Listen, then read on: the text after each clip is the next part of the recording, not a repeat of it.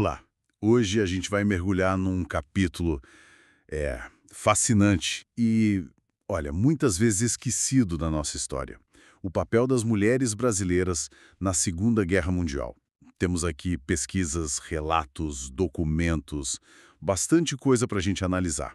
A ideia é explorar as várias frentes, né? Desde as enfermeiras lá na Itália, nos campos de batalha, até a mobilização gigantesca que aconteceu aqui no Brasil, na retaguarda. E também a resistência intelectual, que é o outro lado importante. Vamos desembrulhar essa história. É um ponto fundamental para contextualizar, né? O Brasil entra na guerra em 42, do lado dos aliados, manda a FEB, a Força Expedicionária Brasileira, para a Itália. Isso. Mas o impacto da guerra foi muito além dos soldados. Atingiu toda a sociedade e mudou, ou pelo menos começou a questionar, vários papéis sociais, incluindo das mulheres. Exatamente. E talvez a imagem mais forte dessa participação lá no front seja das enfermeiras da FEB, né? Sem dúvida. Em 1944, foram 73 voluntárias, mulheres que se apresentaram para ir para a Itália, atuar nos hospitais de campanha. E as condições, assim, eram terríveis. Imagina, hospital de campanha, frio europeu, recurso limitado às vezes, Uhum. risco constante de bombardeio e o trauma da guerra no dia a dia, né? Feridos graves, amputações, ver jovens morrendo. Tem relatos de enfermeiras cuidando de, assim, 80 pacientes num dia. Nossa, é muita coisa. Muita coisa. Uma delas disse algo tipo: fomos para cuidar, mas sabíamos que era zona de combate. A presença delas era crucial para o tratamento, claro, mas também um apoio moral, sabe? Para os soldados. Fundamental. Mas essa imagem das enfermeiras no fronte é poderosa, claro. Mas e aqui? Como a guerra impactou as mulheres que ficaram no Brasil? Como foi essa mobilização na retaguarda? Ah, sim. Boa pergunta. Olha, o que aconteceu aqui foi igualmente vital.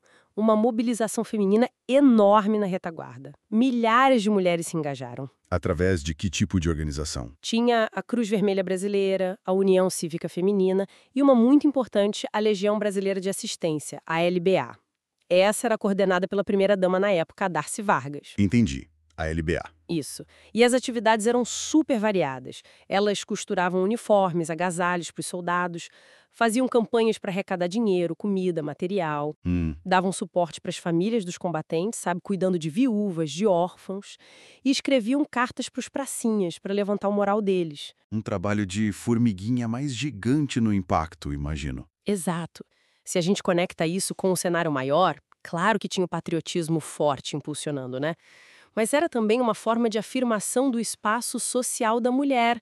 Essa mobilização toda, mesmo que em papéis vistos como femininos, o cuidado, o suporte, foi essencial para o esforço de guerra e abriu algumas brechas, sabe? Naquela estrutura patriarcal da época. Interessante isso. Mas essa participação alinhada ao esforço de guerra não era a única face da moeda, certo? Tinha mais coisa acontecendo. De jeito nenhum.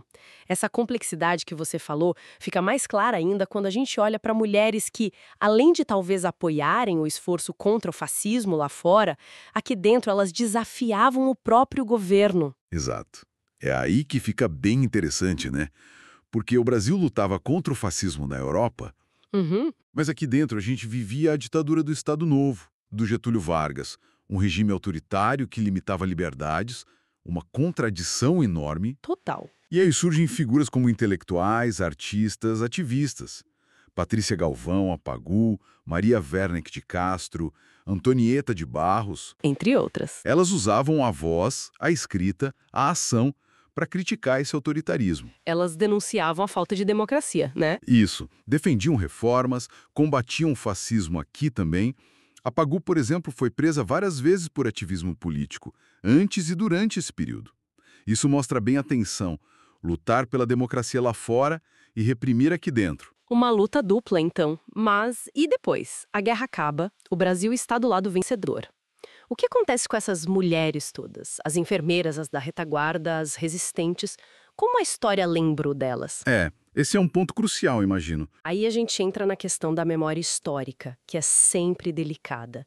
Depois da guerra, a verdade é que a contribuição dessas mulheres em todas essas frentes ficou meio Obscurecida. Minimizada na narrativa oficial. Focaram mais nos homens combatentes. Exatamente. A narrativa se concentrou muito nos feitos dos soldados homens.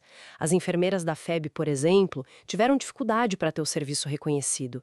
Demorou para conseguirem direitos, pensões, homenagens formais no mesmo nível dos soldados. Que injusto. Pois é, esse apagamento mostra um pouco a prioridade da narrativa masculina do combate, mas também a dificuldade da sociedade da época de lidar com mulheres em espaços públicos, de risco, fora do esperado, entende? Muitas voltaram para casa e caíram numa certa invisibilidade. Precisou de décadas, sabe? Com estudos de gênero, de memória, para começar a resgatar essas histórias e dar o devido valor. Então, fica claro, né?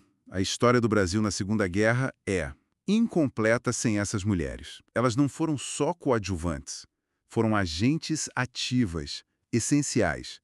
Seja cuidando no fronte, sustentando na retaguarda ou desafiando o poder aqui dentro.